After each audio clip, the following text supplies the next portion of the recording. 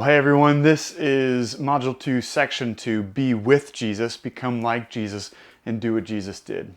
We took some of the content for this particular video from John Mark Comer's sermon series that he did at the Bridgetown Church in Portland, Oregon. And so I'm going to link the video to that particular sermon in the video notes below this. But it was a sermon that was very impactful for me. And it was impactful because we had actually been going through a similar process of discernment at my church, a Missio church here in Seattle. And one of the girls at my church said, "Hey, have you heard of John Mark Comer's stuff in Portland? Because they're doing a lot of very similar things that you are talking about." And so I grew up in Portland, but I moved away a long time ago. And I hadn't really kept up with a lot of stuff that goes on in Portland. So I actually didn't know much about Bridgetown Church or John Mark Comer. And I started listening to his sermons that I have linked below and was really struck because this was stuff that we had been thinking about and we were trying to articulate, but we weren't necessarily doing as well of a job as he was doing.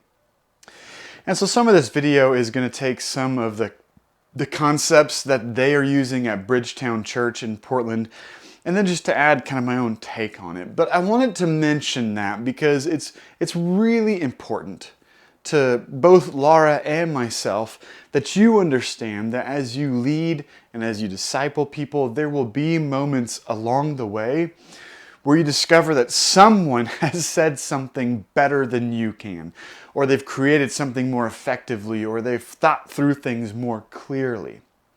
And as people of faith who are working in the kingdom of Jesus to help others experience His love and His goodness, we have to remember that we are not the sole proprietors of kingdom content and development.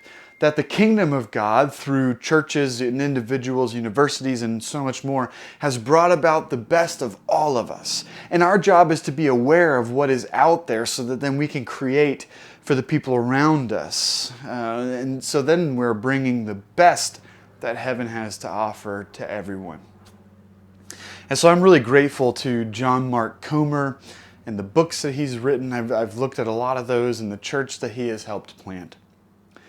And as I think about discipleship, one-to-one discipleship, there is something inherently relational in that, right? We are connecting with another person that we know in order that both them and us will look more like Jesus together. And so in the last module, we talked about the nature of relationship as a foundation for discipleship, because without relationship, then honestly, discipleship can only go so far.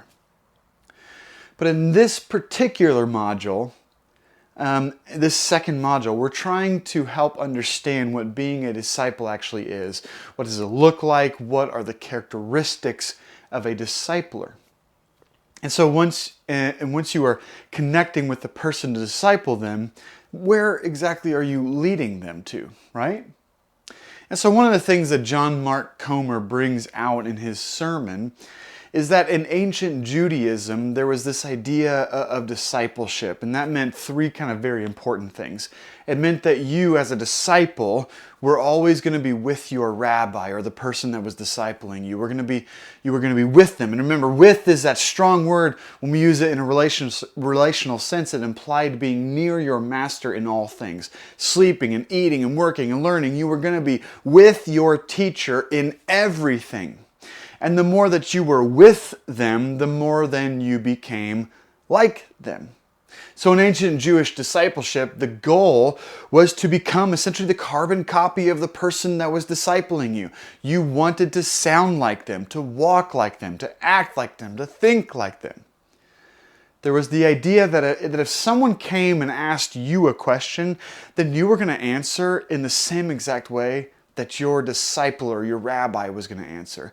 And the more you became like them, then the more you would do what they did.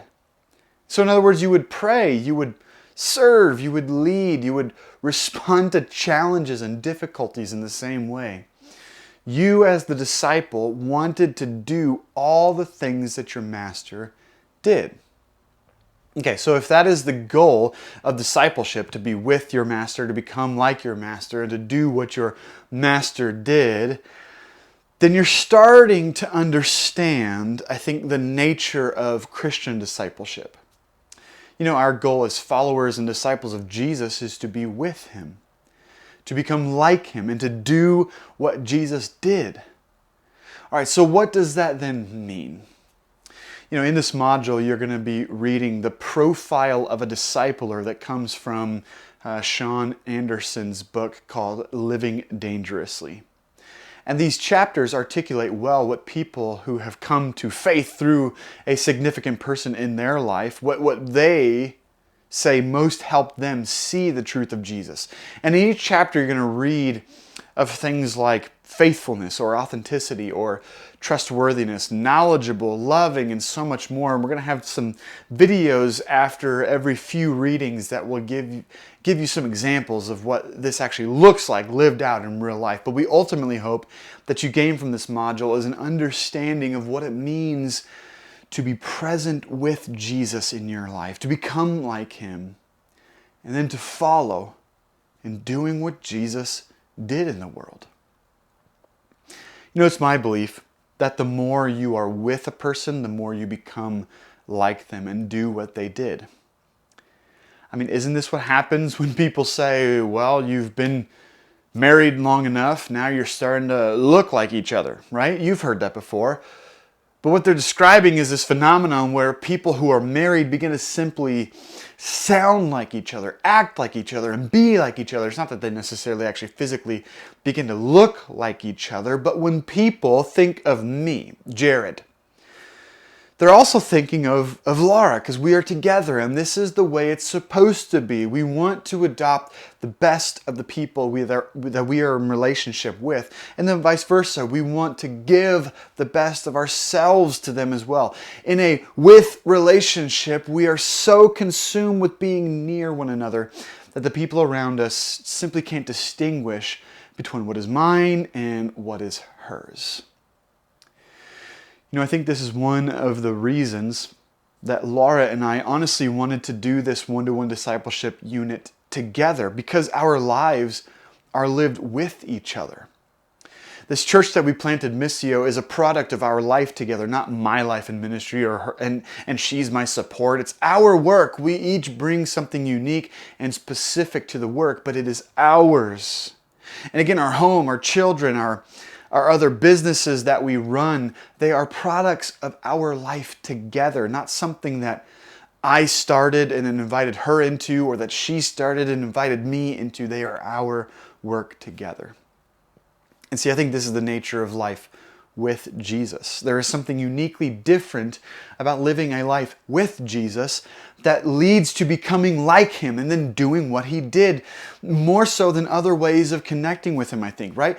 If it is an obligation to be around Jesus, or if you are constantly wondering if Jesus is near, but you're afraid that he isn't, accepting you because maybe you screwed something up yesterday, or if you're always feeling like Jesus is this unattainable perfection that is simply out of reach, or finally, if you feel like Jesus is just some kind of add-on to your life, that you don't really need him, that he's just there whenever I need to boast about something or a boost in something, then the entirety of your relationship with Jesus will be based off of some expectation or performance or whim that you have in the moment.